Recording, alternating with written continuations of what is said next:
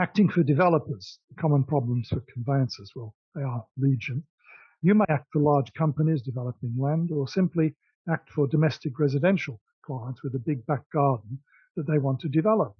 Now, in either case, whilst the law and practice of conveyancing remains the same, there are many aspects of this area that have a different perspective with many pitfalls for the unwary. So what are the main bullet points that we're going to go through today? Developers consent when required under restrictive covenants and the attempts at modification. Callahan and Middleton is one of the cases on that we'll look at. Claims arising where the property market takes a downward swing, resulting in defaulting buyers. When is a deed not a deed? Developers guarantee not witnessed, Signature Living Hotel and Sulvio. Have all necessary easements been granted? Case of Donovan Rana. The Building Regulations, etc. Amendment, England Regulations 2021, brief word about those. The Mortgage Guarantee Scheme and Help to Build Scheme.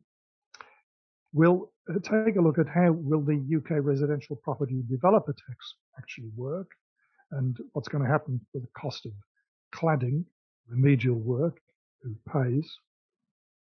What is actually meant by the phrase planning permission for development of the property, the Fishbourne Developments case and Stevens.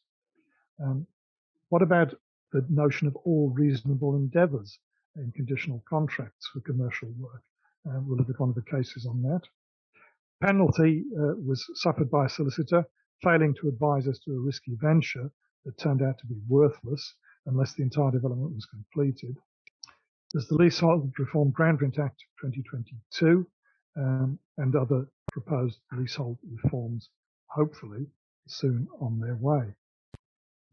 Housing dispute resolution proposals and moving on from the earlier Consumer Code for Home Builders, the New Homes Quality Board and its code, and the New Homes Ombudsman.